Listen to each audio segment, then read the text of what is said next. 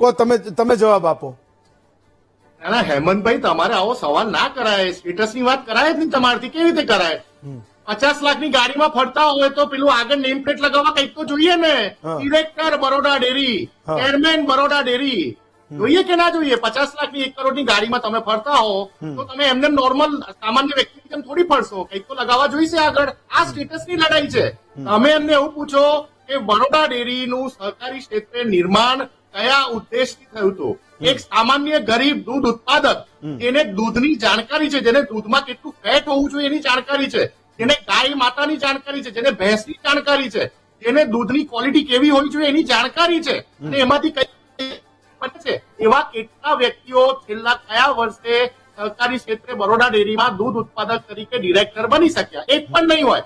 અને જ્યારથી ભારતીય જનતા પાર્ટીનું શાસન આવ્યું છે ત્યારથી ભ્રષ્ટાચાર એટલી ચરમસીમાએ કે ટ્રિપલ એન્જિનની સરકાર, એક સરકાર તમારી કેન્દ્રમાં, એ સરકારી ક્ષેત્રના તમારા જે કહેવાય મંત્રી, કેબિનેટ મંત્રી એટલે અમિત શાહ સાહેબ છે, બીજી તમારી ગુજરાતમાં સરકાર, ત્રીજું બરોડા ડેરીમાં તમારું બોર્ડ. હવે બરોડા ડેરીમાં તમારું બોર્ડ છે, એના ઉપર તમારી બેઠેલી ગુજરાત સરકાર તમને નોટિસ પાઠવે છે કે બહુ મોટો ભ્રષ્ટાચાર થયો છે, તમને 13 તારીખે 13 માર્ચે તમને જવાબ આપવા માટે બોલાવ્યા છે. અત્યારે એટલીસ્ટ એની તો તૈયારી કરી દો માનનીય સતીશભાઈ.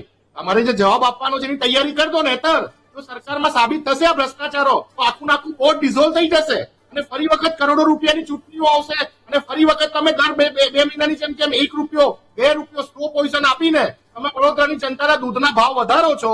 1 રૂપિયો વધાર્યો, ખબર બી ના પડે. હેમંતભાઈ, સ્માર્ટ કેટલા લોકો? 2 મહિને 1 રૂપિયો વધારે એટલે આપણને ખબર ના પડે કે વર્ષે 12 રૂપિયા વધી ગયા. પણ જે દૂધ ઉત્પાદક છે એના વર્ષે 12 રૂપિયા વધારે છે? પૂછો, નહીં વધારે. દૂધ ઉત્પાદકોને કેટલા આપો છો તમે?